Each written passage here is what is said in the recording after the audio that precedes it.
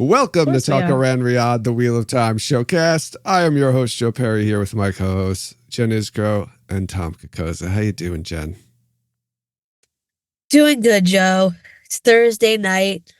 It's thrown me off a little bit, but there's a lot of fun stuff to talk about tonight, so I'm excited to get started. Me too, Jen. We were off last week, so I didn't come down at the end of it. I should have said, I'm excited to get started. There was more, but there wasn't. That's why I paused. I apologize. I know. How you doing, Tom? Are you excited to get started? Started doing what? I don't understand. Why is it unresolved? I'm doing well, Joe. It's weird. I feel like we didn't do a show last week. It's odd. That doesn't normally happen for us. So I'm thrown off. I'm also thrown off by the fact that it isn't Friday today. I spent most of the afternoon feeling like it was and not understanding why I had to go to work tomorrow. But I'm very excited to do this show tonight. We got a lot of fun stuff to talk about. Some news, cool topic, all sorts of good stuff. So I'm excited to get going.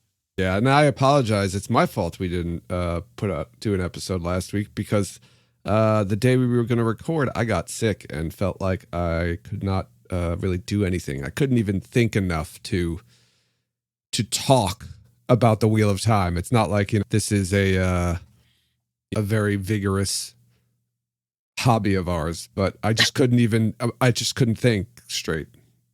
So sorry about that. Mentally, it's exhausting. It was. I didn't have enough energy to put effort into making sense. And it would have been a terrible podcast episode if I forced my way through it. That's what I was thinking about. I was like, this is going to be terrible if I force my way into it. So instead, you now get this wonderful topic today where I am feeling hale and hearty. Before we get into that topic, Jen, what's happening? Oh, you threw it to me. This is an unofficial what's happening because I didn't write anything down, but I just wanted to bring a couple of things up. What? I said it's off the cuff. Sorry, I thought you were saying something. Oh, off the cuff. One thing I wanted to bring up was Sarah Nakamura's Twitter post.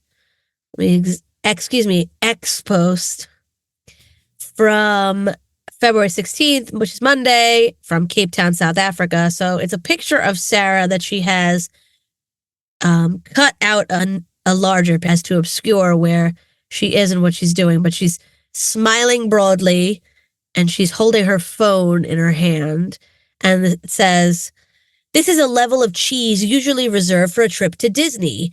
Guesses why I'm grinning this big? Hashtag Twitter of Time, hashtag Wheel of Time." So I don't know. What do you guys think? Do you think she's like, she just got some news on her phone, or do you think she's where she is? Yeah, I didn't. That was her phone in her hand.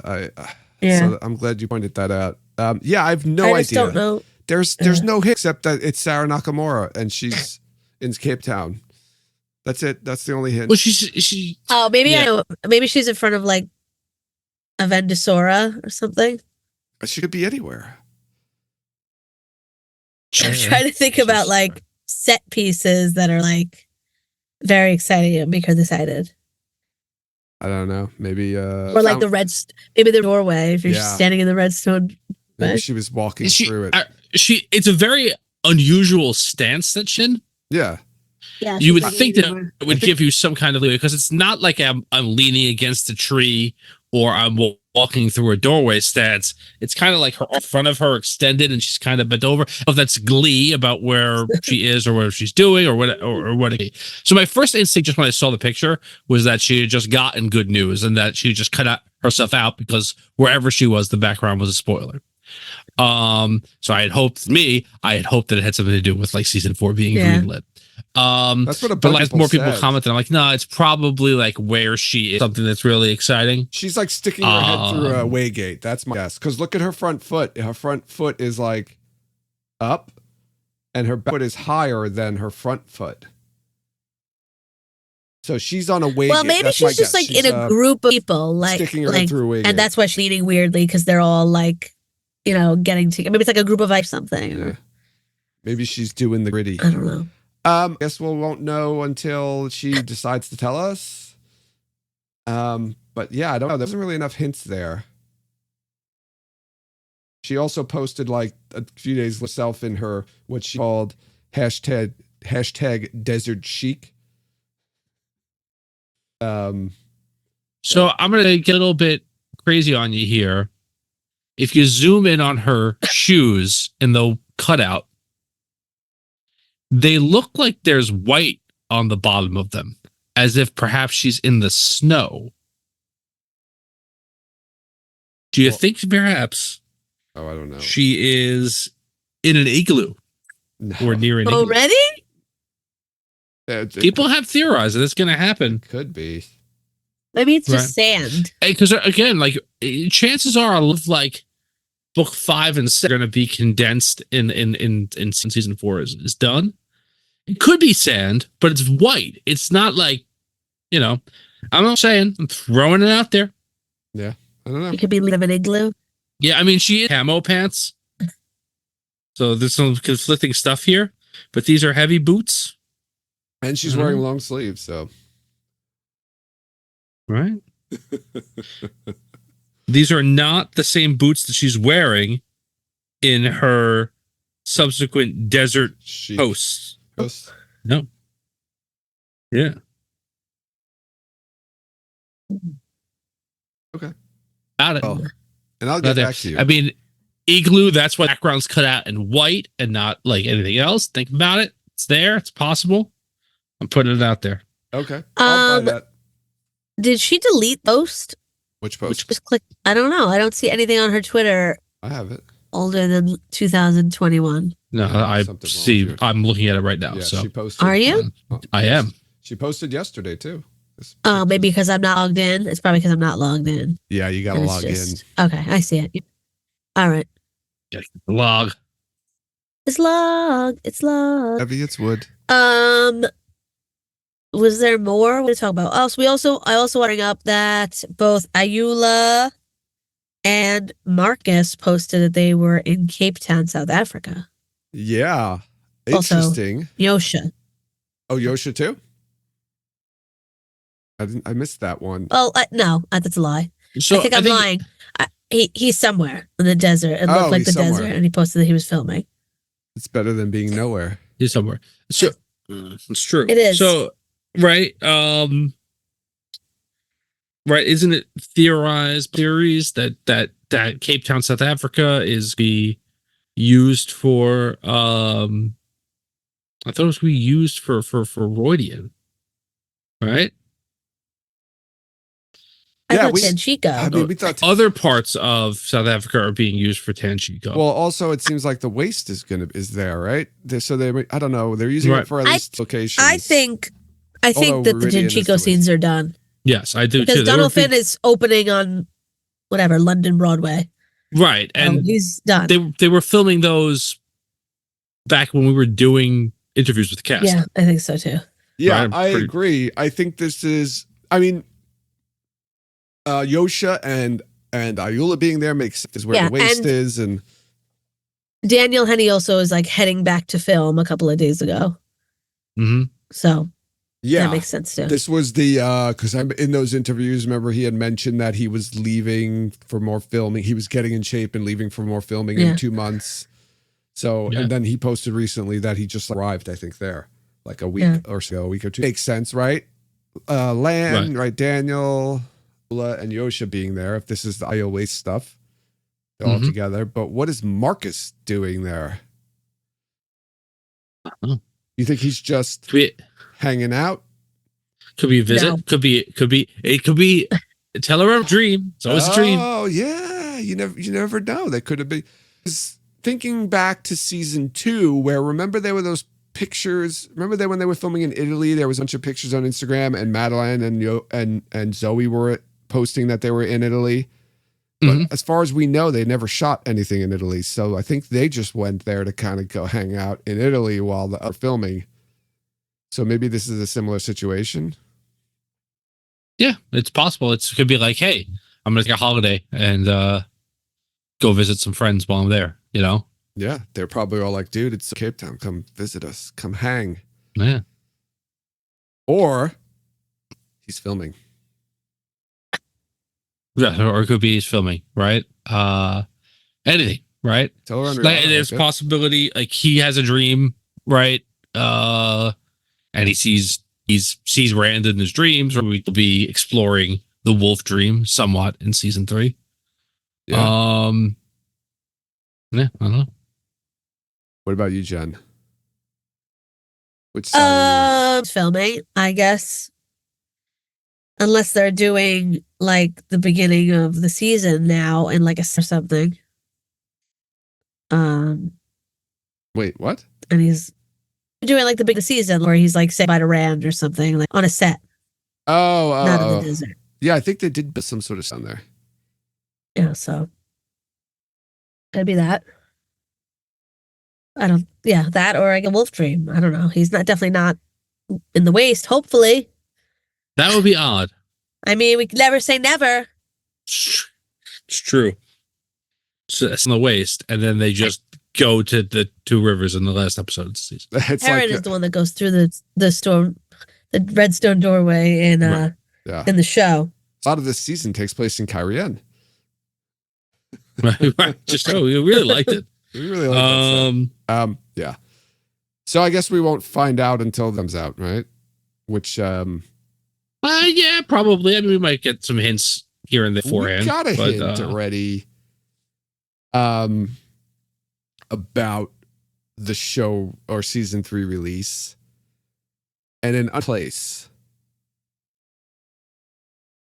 So just jumping into the news, right? There's 2 pieces of information really unrelated to the show, but just Wheel of Time related. So the much beloved IWAT Productions are working on 2 projects. One of the trading card game with Ether Games. So they're teaming up with Ether Games. Or Cards of Eternity. It's going to be a Wheel of Time trading card game, electronic. Because I don't know if they're making actual physical. I don't think they mentioned that. I think it's just going to be like, computer game, mobile app game. From what interview with Larry Mandragon, what's his Mandragon? Sorry, what's his name? Sorry. Yeah, Larry Mandragon. Yeah. That's his real name. I don't know. I've no. It's actually Lawrence Mandragon. Larry. I lost my train of thought. Yeah, he had him on, and so John did an interview with him at Ether Games. They're talking about the trading card game. I'll put a link to that video in the show notes so you can go watch it and see what it's all about. But there was John asked when the game was going to be released. And one guy from Ether Games was like, "Oh yeah," he's like, "We're gonna get the first the game in." Said it'll be out before the next season airs.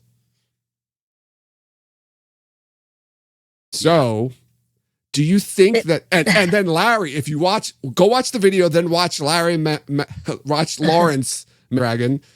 His reaction to that, because he's totally like laughing when he says that. He's almost like, kind of a face there.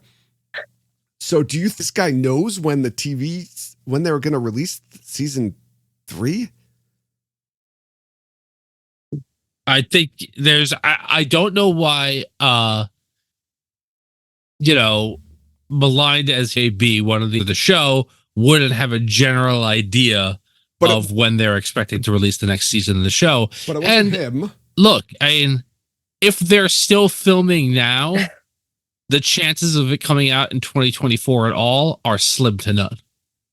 No, I got and that. They're still filming now. Yeah, no, I got that. Right. So I can say yeah, I don't know, late in 2025, hopefully not, but we'll see. Yeah, no, it wasn't.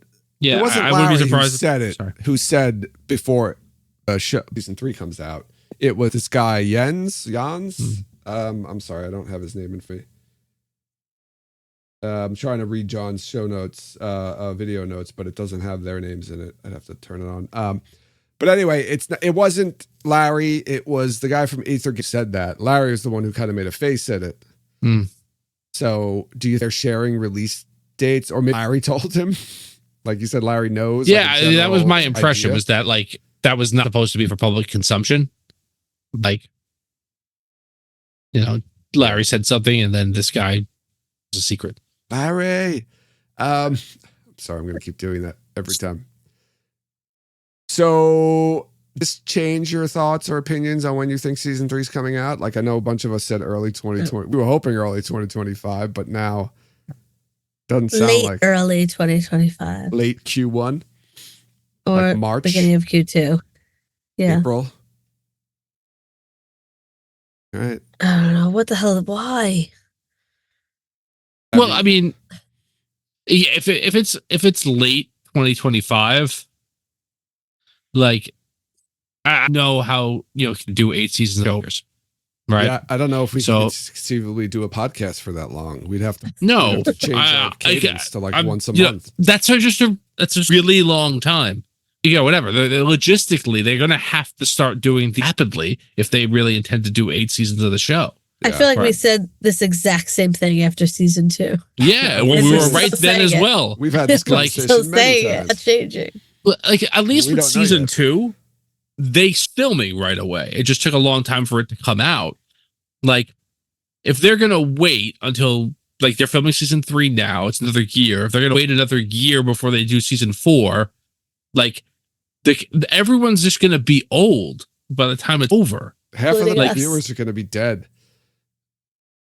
Yeah. Who's Well, gonna be I don't dead? want to. Let's not talk about this because it always makes me sad when we do. So, Yeah, don't worry about it. We're just gonna Just- press on. yeah. Any any other thoughts? I don't think they're trading card fans, so I'm not sure how excited No. you are about this. I played Magic, but I don't play really anymore. I think I played like the electronic version, the computer version, a few times, but I'll shout. I don't know. I feel like it's such a niche audience they're going after. Like, Yeah. let's do, because you're talking about don't play games and like the Wheel of Time. I mean, I'm sure you might some just Wheel of fans who'll just try it just because it's Wheel of Time, but it seems like it's a very small. And then I don't know how successful this is going to be. Yeah, I mean, well, who knows what hits big and who doesn't? But Yeah, I mean, sure. that's a big industry. I think it's more likely like, let's create a new game in this industry, and then hopefully it hits. Like, it's just content to do that. Yeah. I have to like whatever. I don't love the name. Cards of Eternity. I don't feel like that's like fits. I don't know where that comes from. Not Yeah. Cards of Time. Cards of Time's already taken. It's Yeah. true. All right, and then there's the other piece of information from IWAT is I'm going to read you the title of their press release. IWAT and Disruptive join forces as true source to unleash AI magic on the Wheel of Time. There you go. Are you all enthralled? So what is this? IWAT's working with a company called Disruptive on creating a AI Wheel of Time, I don't know, companion app called One Power. Gonna read you this whole press release. It's very, very long. But it's got apparently it's basically I think loaded up with like the entire Wheel of Time series on it, and I'm assuming you can interact with it as a resource for if you want to like be like all of the chapter when Nynaeve does this, it'll probably be able to bring it up and stuff like that. I don't know. So it works as a reference guide. Also, this was really interesting. It said AI integrated products and services.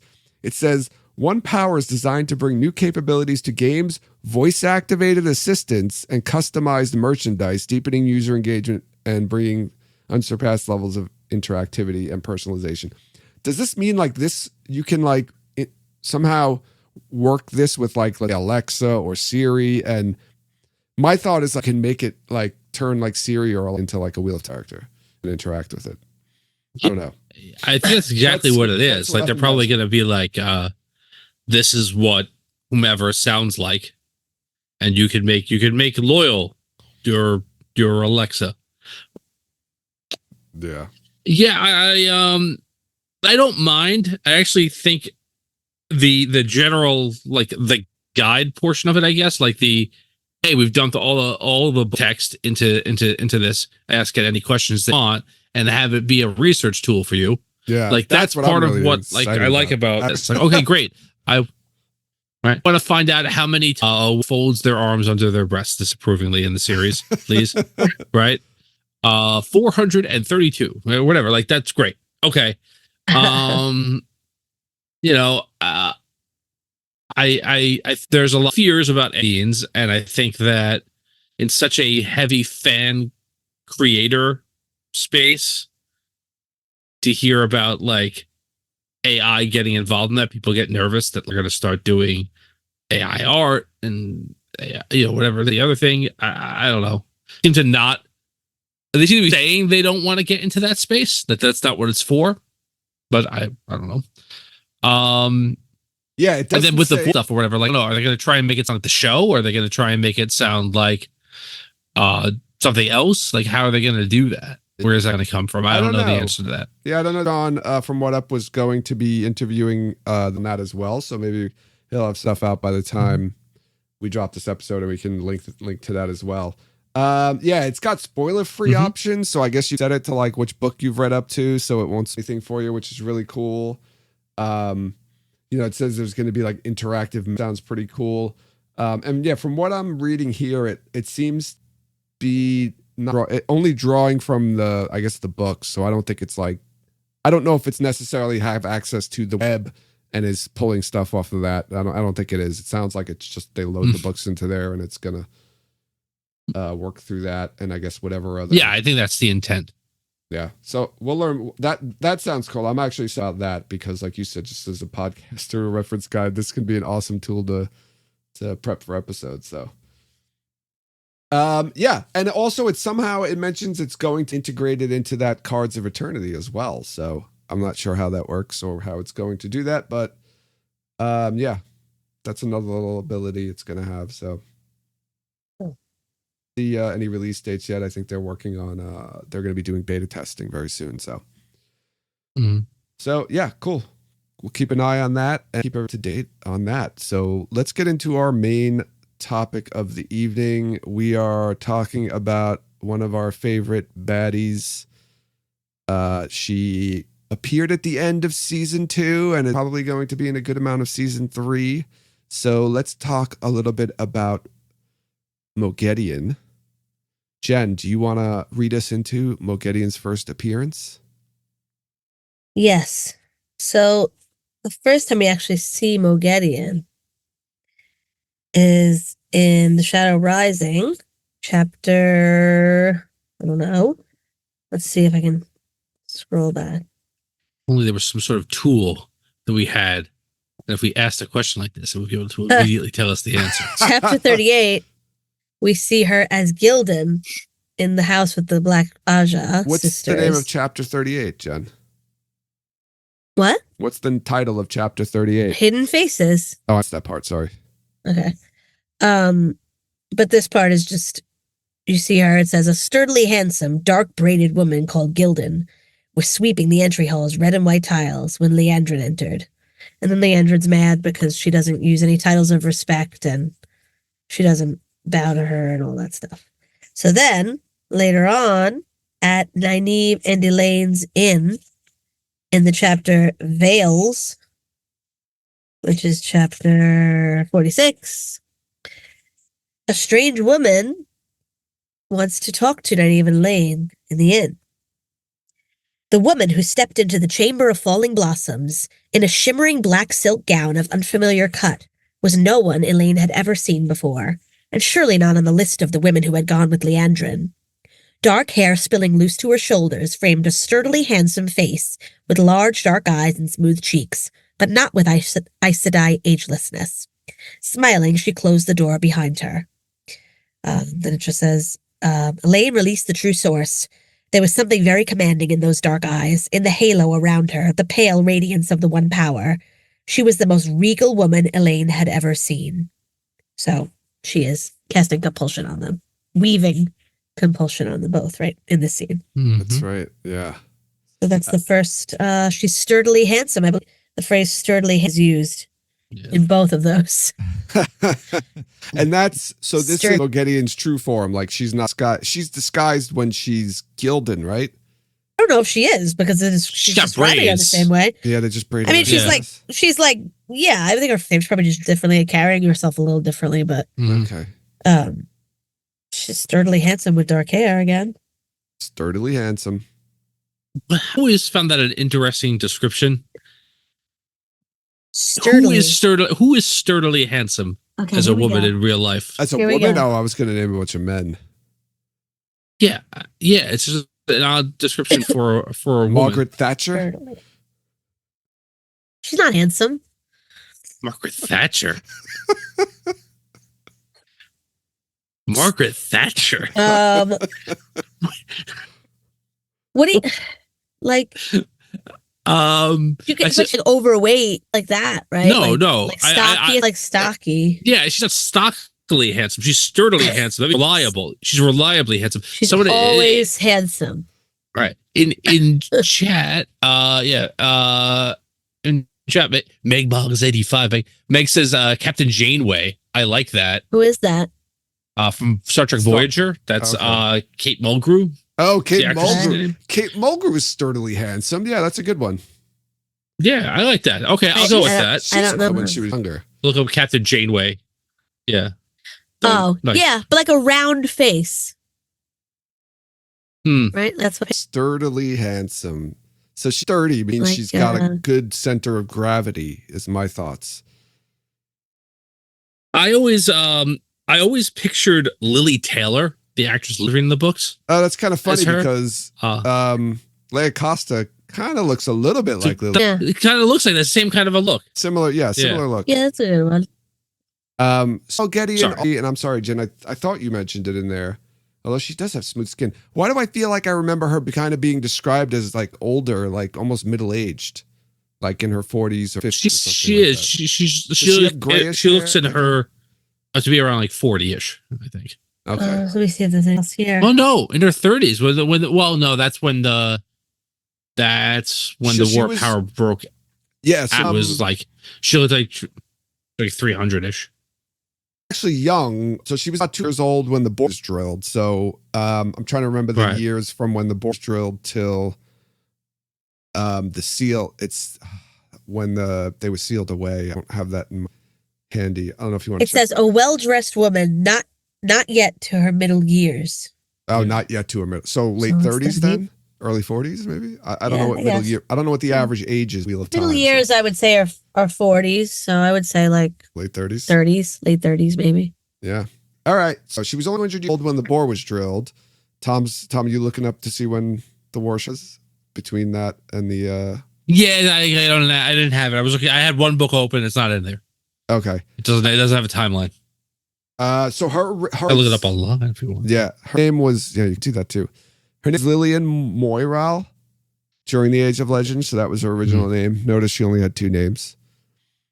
So she pledged herself to the Dark One before the War of Shadow started, and she kept it secret for years. And she had infiltrated Luce Theron's command, causing the deaths of thousands of people. So she was a little spy. She also ran a spy ring for the Shadow, specialized in sabotage. And I didn't remember this, but eventually she's a Teandra, which was an incarnation of Brigida. So that's how she became exposed. Yeah, I didn't remember that either. That's why. Yeah. That's why she hates her. Yeah. Yeah. So about that. But she did escaping and damaging. This is my favorite part of this. So she wound up escaping by damaging the public transport system, which resulted in the deaths of thousands. I want to see that scene. This is like something from like a Marvel comic, right? Or like an old TV show. Damaging the public transportation. I'm just transportation system. Like Skeletor, like laughing. Yeah. Although I don't Like remember. what public Ra's al Ghul transit. does. The Batman Begins. Yeah, there you go. I don't think there was any public transportation in He-Man, but or like if like the first season of where Yeah. yeah Oh my God. he punches him in the subway station, the subway cars, just like smushing people and exploding them.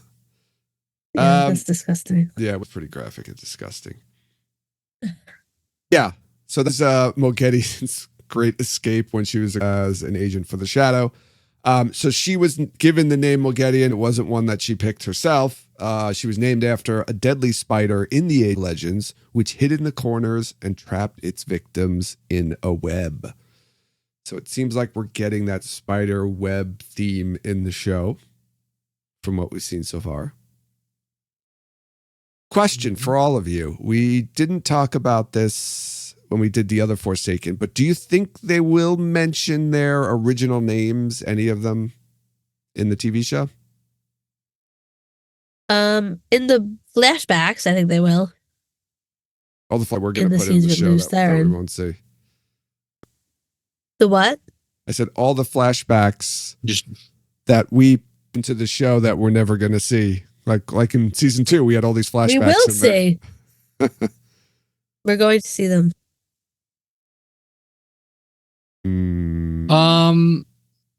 I think that you'll get some of them as goes on.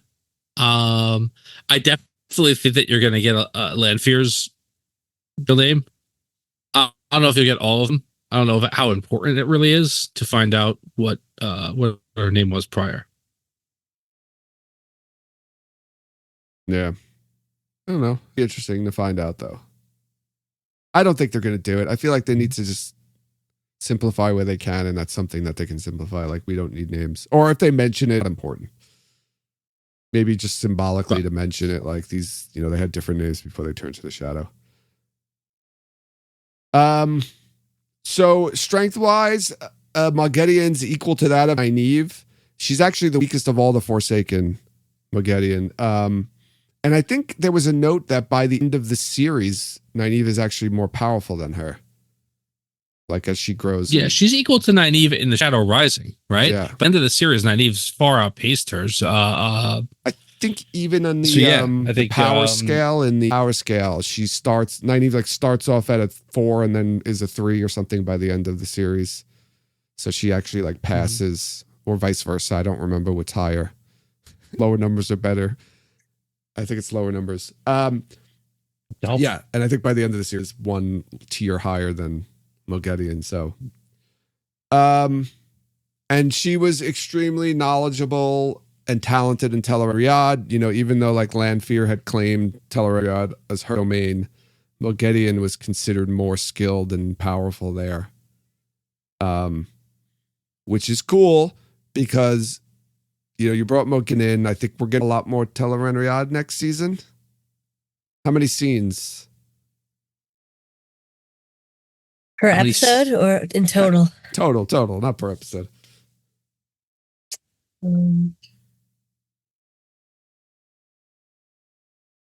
Go you first, Jen. I feel like they have to explain what it is better for Egwene, Perrin.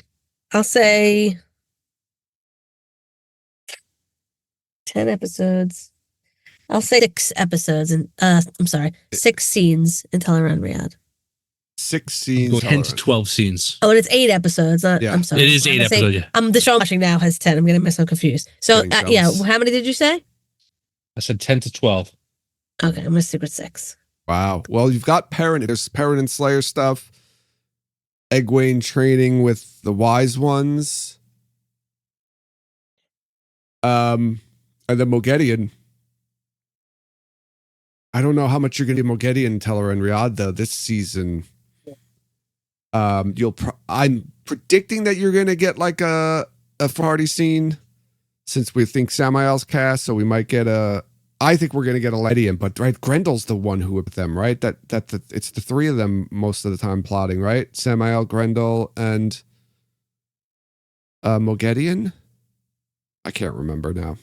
Samael, Grendel. No, not Moghedien. Doesn't plot with them at all. In the early books, it's Samael, Ravine, Grendel, and Demon Dread shows up a couple of times too, I think, right? And Masana? Is it Masana? It's another girl. The Semiraj? Lanfear? Shores and Lanfear? I think it's Masana. Yeah. It's not Is it? Oh, it is Lanfear. Maybe Lanfear. Yeah. I think we're going to get a scene of them in there. I don't know if we're gonna get Elaine and Nynaeve. I don't know what they're gonna do with Elaine and Nynaeve with like the whole Teleron Riyadh, because the Dream Tingriels and all that. What's gonna happen there? I'm kind of confused about that part. She does. So her first appearance, Jen, you mentioned it. She appears in Tanchico. She's disguised as a servant named Gildan. And she's there to find the male Adam. That's what she's doing. She's only in a couple of scenes, I think, right? In The Shadow Rising. I think she's in those scenes you just read, Jen. And I think there's a scene of her spying on the other from the world of dreams. I don't think too much more than that. And then she's at the end. Right? Yeah, so she doesn't have a lot of hair. I'm kind of curious as to how you both think. One, how far are they going to go, right? Because then we're talking into the fires of heaven. She meets up with the Black Aja, gives them all alignments. She goes to Saladar. And then, she winds up getting in Teleron by Nynaeve with the Adam. How far do you think we're going to get in Moghedien's arc in season 3, do you think? All right. I think that it ends for the most part. I think that they might backload some of the stuff of her taking over the Black Aja sisters, like in this season and not after the fact. Yeah, too. But I think the climax for that climax of the Shadow Rising, where her and Nynaeve face off, and Nynaeve, realizes that she can go to toe to toe Forsaken. What if that? Yeah, I don't think that. What if that happens, but it ends with Nynaeve collaring her? Ooh, I like that. Because I do condense books 5 and 6 into season 4, so you could just throw that in. Right. The only thing in there is she's collared. Then how does Brigida get out of Teleron if that happens? Right. If Brigida's a character on the show, right? Like that's the second time. That's about revenge, right? Is strikes back again in Teleron Riyadh, and I guess the battle could yanks Brigida. Battle could be in Teleron Riyadh at the end of this season, in the Panarch's Palace in Teleron Riyadh. Brigida shows up. Yes, it could. Maybe it's established. Brigida shows up earlier in the season to just kind of establish who she is, because she meet with Perrin in Teleron Riyadh too, so that's a good way of like kind of connecting and introducing Brigida. She does in the Panarch's Palace in this book prior to the end. Yeah. And that's at one of the times that like that Kane's like, I'm out, Moghedien, and like disappears or whatever. And Meg Moss is making that. Moghedien would probably not even Teleron Riyadh, although she doesn't do it in the books. I mean, she almost defeats her, and then cleverly outsmarts her. Right. It's something that's impossible. Right. Well, I think she doesn't know what an Idam is, right? To like know to. Well, she knows what it is. I guess. She just, I don't know. It's just a very clever idea to try. Like create an Idam with your mind and Teleron Riyadh and put around somebody. Now, the question is, right. Like we can start getting into the metaphysics in this part, right? If Moghedien didn't believe that the Idam was real and around her neck, would it have worked? Or would it have disappeared, right? Because isn't that like what Egwene and Perrin basically do? Yeah, I think honestly she's so afraid that she can't. Well, I don't know. It's about will at that point too, right? It's who can make it real versus who can make it unreal. I don't remember that. Like, I don't remember. You're both competing. Yeah, because that's part of what they throw her into nightmares and she has to yeah. Right. And it's like it's a battle of will. But I think for her, basically Nynaeve keeps her so on edge because that happens, and then she takes her to Camelin. And they're like, and she's like, we just gotta leave or die here. And Ravine are fighting. Yeah. So I think she doesn't really have time to mentally fight that. And then they're like, well, and they realize, wait a second, you know exactly where we are. You're with us, and then a real Idamon are in her sleep, right? That's how they kind of get away with it. Yeah. Does she give fork root in the two? If memory serves. So she falls asleep. Yeah, I think so. With the weird part though, that always, because they don't. Masana's not in there in flesh, is she at that time? Because how does the Idam come out of? No. That's the part that always bothered me, or I could figure out is how the Idam came out of Tel'aran'rhiod. They have one. They have one. What's her face? Elephant handler in the circus gives them one. That what happens, and then what? That's Shanshan. So yeah. So when they put her to sleep, so they find out which of the refugees is like asleep in the real world, and they just put it on her. Oh, okay. Yeah, it's been a while. So they have one in the real world. They put it on her. Okay. So I don't. They could work that. Again, that's right. What's that? Someone put it in chat. Like Elaine. Also, it's the first Harangular Elaine makes. She creates one out of Brigida's arrow. That's just without a leash. It's just the collar and the bracelet. Oh, that's so that right. They can walk around. That's how they got it. Yeah, Elaine creates one. I forgot about that. Yeah. Yeah, so I think it'd be cool. Great. Again, we're talking condensing, ways to condense. I think it'd be cool if they ended the season with the fight between Moghedien and Nynaeve, and Moghedien gets collared. And then from there, they're probably going to wind up going to Saladar. So, right? I mean, after they come out of Tanchico, that group, I don't know. Yeah, I don't know. It's confusing now. Matt, I guess, rides off on his own. I don't know what's going to happen. I'm confused. I'm so confused. I'm saying Matt, my prediction is goes with them in the beginning and ends in the waste. That's how I'm seeing. I'm seeing he, right? I think that makes more sense than the reverse. Mm-hmm. I don't know. Yeah. Nothing makes sense but mapping in Tenchiko. Yeah. But I do like that. And then the circus. Yeah. You can just go right to. Yeah. People might be sad about that. I like the circus. I guess Jen is one of them. Go ahead. Were you saying something, Tom? I'm sorry. Oh, no, you guys keep cutting out a little bit, so it's like hard to understand. Are you there, Tom? I'm here. I didn't have anything to say. Oh, okay. I think, one of our internet is spotty. It's like we're each other. Oh, okay. Sorry about that. No, what I was going to say was, now I forgot what I was going to say. Oh, I was going to ask you, Jen, about it. What do you think? What Moghedien scenes do you think we're definitely going this season? Again, like there's not much in the Fires of Heaven. I mean, sorry, in the Shadow Rising, but there's Fires of stuff in there. They like to come up with their own new scenes. So there is some in the Shadow. Like, is this the book? I think we talked before, but is this the one where she reveals herself to them, or is that the next book to the Black Aja? It's the next one. Okay. But she could do that in this season, right? It would make sense if she did that. I guess if they're gonna, those girls like we have Leandra and Ispan, right? Yeah. Do they like break off though at that point, and still some of them out there? Yeah, they do. I think like, go out. They don't all stay together. She gives them all homework assignments, and they split up. But some of them could stay in Tanchico, other ones could leave. Oh, that's right.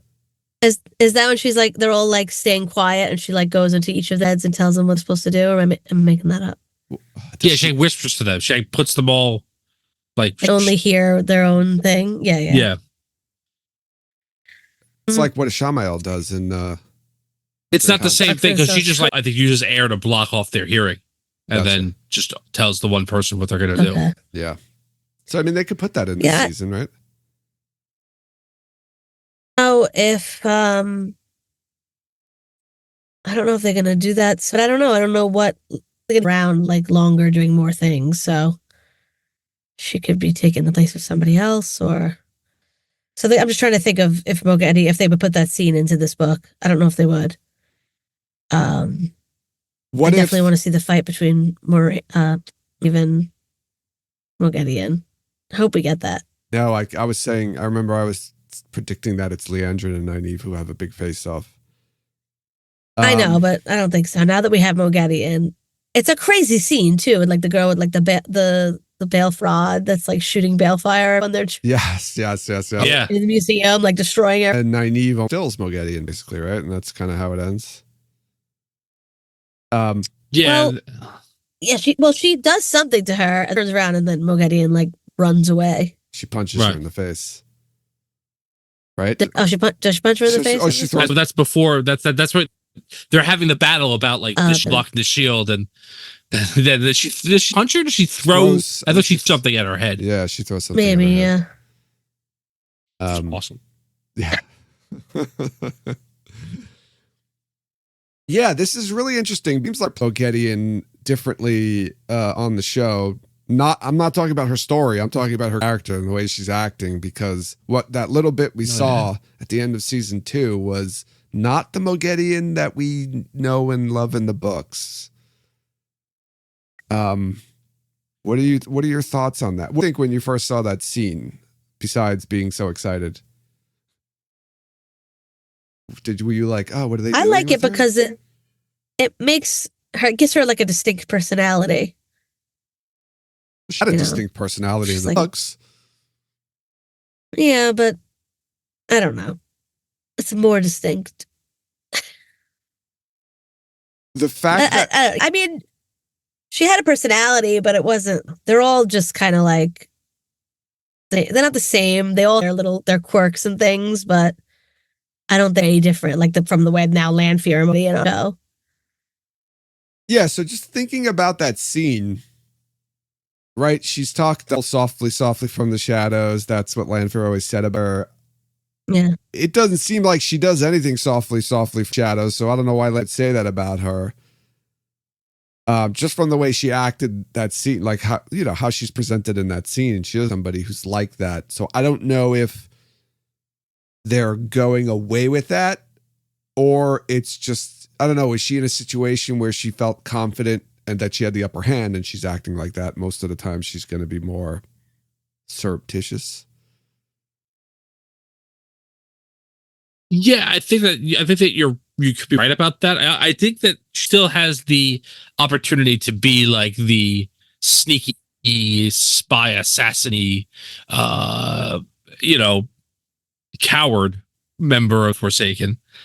But and in the books, they just never happen. It very rarely happens, I would say, where she is in a position where she's in control and confident. Most of the time in the books, she's under somebody's control, right? So you don't get to see that much of her, but it's less the confidence and more like you never get it. You never get a sense, or at least I never get a sense in the books, that Moghedien is insane. Yeah, right. Unstable. She's very normal. Like, I mean, she's very like reactions to a lot of things, Yeah, and this is like creepy. Creepy. I think with her, I don't know if she's gonna be like that like all the time. It's those bangs. And, I mean, Moghedien in the books kind of was Lanfear, because Lanfear was more powerful than her. And I think when she, yeah, but she's like Lanfear's not read her. She has she gets a drop on her. Yeah. Yeah, I don't. Interesting. It was hell, man. I really liked it. I thought that was a really cool scene. I'm just curious as to if they're going to play like the insanity part, like you said, Tom, up, or that's just going to be like, that was just kind of like her intro. She's a little more grounded. Yeah, that didn't give me investment banker vibes. Right? I missed that. Which is what Moggy's job was back in the day. That was so long ago. God. She wasn't an investment banker. She was like she's a financial advisor. She's a financial advisor. Was that what it was? I know that's what she did.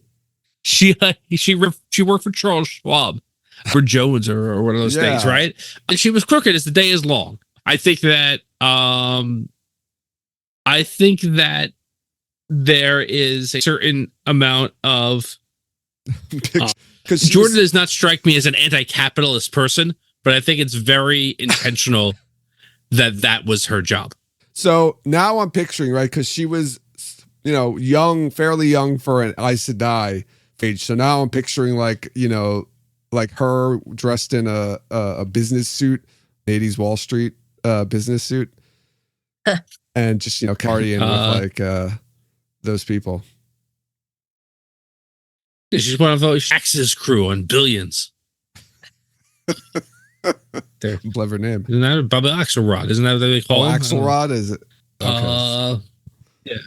I didn't watch that show, but no, yeah, I've seen it, but she's does tax. She's introduced. She's doing Lanfear's taxes. Tired of doing taxes. I'm joining the shadow. Yeah. I think it's. I mean, she's. I think it speaks to her personality that she's a soldier or an athlete or anything like that. Like she came into this as like someone who you trusted with your money, and that was her job. And she's like got this kind of like methodical, risk averse that kind of way through. That's what I'm saying. In her portrayal so far, but I do think opportunity to kind of say like, this is what she's like when she's in, that you what she's like when she's not in control, and have that dichotomy for the character. Jordan should have made her involved in risk management. That would have been a more suitable study for her. I think. Mug is round. Call it round team. This risk management stuff is gold. Yeah, that makes more sense, I think, into the character that she is in the books. She's, like you said, very risk averse and constantly judging, what the risks are and, what her position is and where she is in any set. She's always finagling it so that she has the upper hand because she needs it, because she's weakest of the Forsaken, the weakest in the one power. So I guess it takes a lot of cunning and to remain a Forsaken, being the weakest one with everybody else so much more powerful than you. So is there anything else, Tom? Did you have anything you wanted to add for Moghedien? Some of the historical influences? Yeah, I mean, there's a number of, I would say, or things of that nature. GA is obviously influenced by. There's hold on, bring it up right now. There's Anasi, who is a spider god from Africa, a god. Anasi is not only I think also in part obviously Matt with that trickster stuff, but there's Arachne, who is from Greek myth, again a spider themed person, and so that has to do a lot with weaving. There's a lot of that with her original, I think it's her original name, or it might be her, I'm sorry, I should have had this better written out, but the name, she takes the name Marigan when she assumes another personality that has relation to some of the Greek and in her weaving of your life and eventual death. And then there's, with all the Forsaken, there's a lot of Nazi elements to her. There are, it's all over the place. Her Nazi antecedents are the economists of the Nazi party and Germany at that time. The famous what? The famous economists. Well, they're not as famous. So this is not Goebbels or Goring or anything like that. This is set the financial state Nazi Germany to try and in ways supported Hitler to get the financial track. One of whom, hold on a second, one of whom is, I believe, I think this is Funk, Walter Funk. who was the Reich Minister of Economics. Jen, did you talking about Walter Funk, the economist, the Nazi economist, when we said an episode about Moghedien? No. There's Walter Funk, and then there's also here it is. Let me get this guy up. Yeah. So is there is Wilhelm Canaris, who also to work for his own purposes. Another economist for the party, but one who tried to things from the inside for his own benefit. So none of the high-ranking Nazis were good people. None of these people are as well. These are the more people that I think had ties to the evil of the Nazi party and the financial stuff. And you get to see how some of them made very, very, very cold, heartless decisions that hurt a lot of people, right? Moggy killed thousands of people just to cover her escape. Yeah. No great purpose, just to cause a distraction. And yeah, I think those are the things there. Not as big, but Mug is she's an ever-present character, but like really, like the entire half of the series, she's just a prisoner, right, of one person or another. Yeah, and so she's not as dynamic, I think, as things go in the show. No, that's right. She's a lot of people's prisoners. Yeah. So yeah, I didn't turn. I wasn't really prepared for us. Thanks for that, Tom. I was trying to bring something new and enlightening to the show, Joe. Yeah. Is that courtesy of the 13th Depository?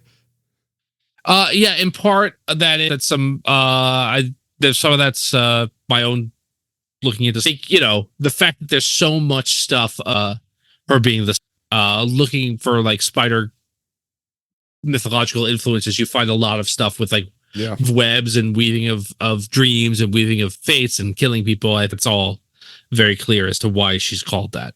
And then the all the Nazi stuff I got. Thank you, Linda, again for all that Nazi stuff. Let's get a shot. That sounds all that Nazi stuff. That's not what I meant. Sorry. Yeah, I'll cut out of the episode. Tom, I'll wrap it up. It's the charity thing that you wanted to talk about. So you want to tell our listeners, a little bit about that?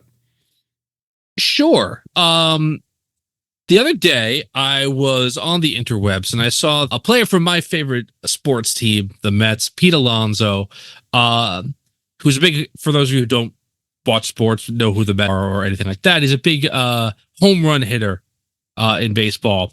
And he announced that this year he's going to donate $1,000 to a charity that he has called the Alonso Foundation, care of pets, right? Animals that are in shelters that are going to be put down. He's going to try to rehome them, right? So every home run he hits, he's going to donate $1,000. It struck me, one, that's awesome. And then two, like, that kind of spoke to a lot of things that we talk about here show inadvertently. And I'm not like we always joke about, I don't like particularly, Jen also not a huge animal fan, but we got really invested in some of these animal causes. Jen, you like dogs. Due to dog, our right? fandom of the show. What? Jen, you had a dog, cut right? out again. I've had a dog too. Jen liked her dog. I don't think Jen. You said I didn't like animals? Yeah. I said I don't think you're a big animal person. I like That's animals. what I said. I said you're not a big animal person. I just don't like birds, particularly. I'm scared of birds. I should say. Or bugs. Like bugs aren't animals. No, I agree with you, Jen. Bugs aren't animals. You heard it here first, folks. So anyway, in light of that, I thought I would want to do something. So I'm going to not match because I'm not a multi-billionaire professional baseball player, but I'm going to $10 for every home run that Pete Alonso hits this season to are two animal charities that we cover fairly often on the show. The rehoming of hens that Juliet does, and the saving of dogs that Daniel Henney does, right? Put links to that stuff just so that you could so that is in all the show notes. And I'm gonna also donate $10 for Real Home Run to the Alonzo Foundation because he's the one who gave me the idea to do so. I think it's really cool. I think it's a fun thing to do. It's over. The baseball season goes from April through to the end of September, so it's a long time. And I think that'd be a cool thing. And I would encourage anybody who's listening, if you want to follow along, and you don't have to match my $10. That's a lot of money, or it could add up to a lot of money. But if you guys want to chip in and throw in $1 to one of those things, I think that would be a cool thing to do. Yeah. So that was pretty much it. I don't know. But I appreciate you giving me the time to talk about it. I thought we were donating it as a podcast. Sorry, I don't know. Yeah, but I didn't want to put you on the spot. Yeah, I thought you do, but like I didn't want to put you on the spot. Yeah, we talked about this that you might pick other players and their home run totals, or at the end of the season. So Jen, who did you have in mind? I would like to pick Aaron Judge from the Yankees. Another huge home run bopper. Joe, who did you mind? I thought you were gonna your original Barry Bonds still play. No, I'm just kidding. I'm joking around. I'm gonna do Garrett Cole. Every time Garrett Cole hits a home run. Okay. Garrett Cole does not. I thought we were doing it as a podcast. I thought we were donating podcast money. So okay, we'll figure it out, everybody. We'll get our shit together. Yeah, but yeah, I think it's a thing. Jesus. Juliet and Kenny both for getting us really, or getting me ever would have been otherwise from doing the show. So yeah, I think if you guys are interested in joining up this, you can reach out to us Discord or any of our social media platforms and let us know. And then I'll tell you what, if you are interested in that, I don't know exactly what, but let us know at the end of the year. Hey, I'm in it. I donated something too, and we'll do something really cool for you, whatever that is. Okay. So that's all I got, Joe. Thanks. Thank you, Tom. No. No, seriously, we'll put those links in show notes. I want to remind everyone to follow us on social media. You can follow us on Twitter, Instagram, and Facebook. Join us over in Discord to continue the conversation there. We also post our episodes on YouTube, so go to our YouTube page and like and subscribe. Rate and review us wherever you listen to podcasts, and check out our merchandise and Patreon pages to support us that way. Links to all the aforementioned information are included in the show notes to this episode. Any final words, Jen? No. I was trying to think if something was coming up to say my greetings for, but no, I don't think so. I'm good. I gave you everything that I had already. Thanks, Joe. It was beautiful and wonderful. Thanks, Tom. And thanks everyone else for listening. You'll hear us next time.